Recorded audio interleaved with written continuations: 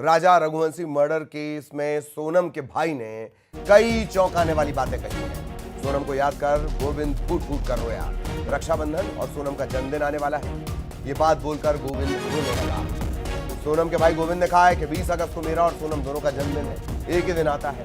अभी भी यकीन नहीं हो रहा कि सोनम इस हत्याकांड में शामिल है। सोनम अगर बेगुनाह होगी तो जमीन आसमान एक करके उसे जेल से बाहर लेकर आऊंगा, और अगर सोनम हत्याकांड में शामिल है, ये बात वो खुद बोल दे, तो इस रक्षाबंधन से पहले भाई बहन और एक बेटी का रिश्ता परिवार से खत्म हो जाएगा। हमेशा के लिए सोनम को भूल जाएंगे। गोविंद ने यह भी बताया कि सोनम राजा को पसंद करती थी, उसने ही शादी के लिए हाँ बोला था। परिवार ने कोई दबाव नहीं बनाया।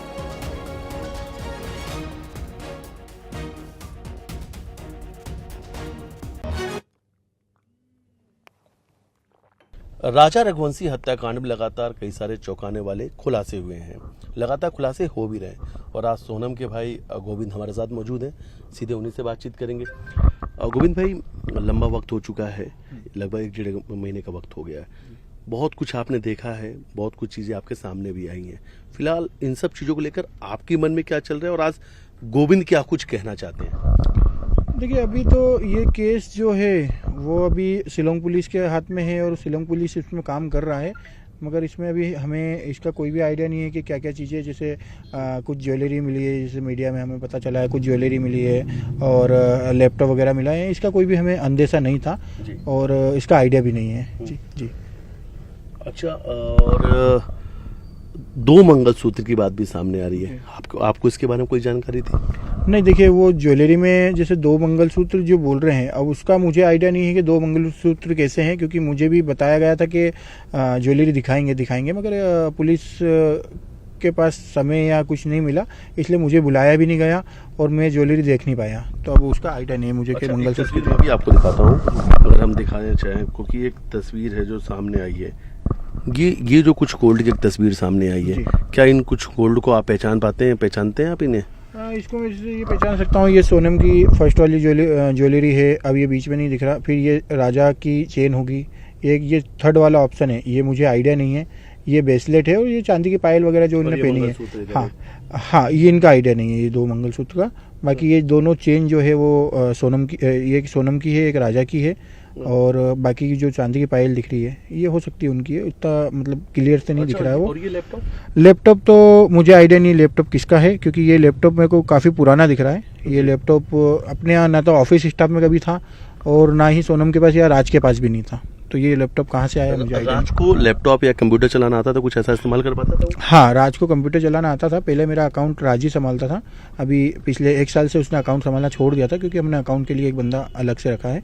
राज को सिर्फ गोडाउन हैंडलिंग दी थी, तो राज को पहले सब चीज़ें हमने हैंड ओवर कर दिया था। धीरे धीरे उसको एक एक पार्ट करके हम हटा रहे थे चीज़ों को। अच्छा जी, पहले वो सब अकाउंट का पूरा पैसा, क्योंकि पहले क्या था ना, हमारा बहुत छोटे पैमाने पे बिजनेस था और छोटे मतलब मुश्किल से 5 लोग के साथ काम करते थे, 4-5 लोग काम करते थे। फिर धीरे धीरे एक एक करके टीम बढ़ी, आज हमारी लगभग 10-15 लोगों की टीम है। तो अभी राज के पास हम सिर्फ गोडाउन का ही काम देते थे, जो माल डिस्पैच करना वगैरह वगैरह, उसके अलावा फिर कोई काम नहीं था। और पहले उसके पास लैपटॉप भी था, फिर हमने अभी थोड़े दिन, कुछ 6-8 महीने पहले हमने उससे लैपटॉप भी ले लिया था।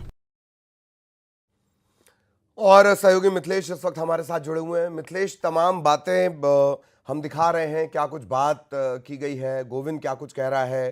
हालांकि ये गोविंद और वो जो गोविंद तलाश के बाद लौटा था, थोड़े अलग अलग नजर आते हैं। और क्या कुछ खास जो अलग करता है इस पूरे केस से इस बात को, मिथिलेश?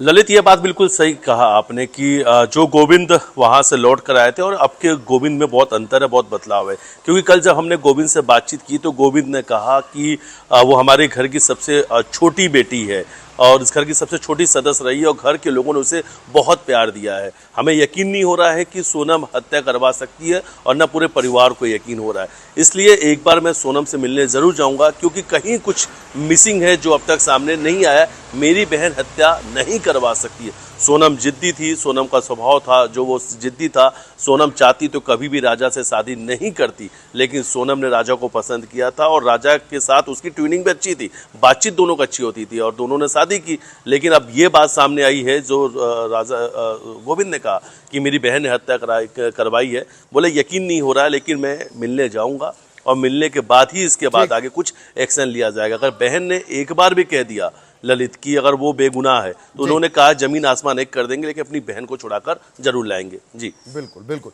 बहुत धन्यवाद मिथिलेश आपका इस तमाम जानकारी के लिए। लेकिन आप हमारे साथ बने रहें, एक और अहम खबर को लेकर आगे हम मिथिलेश से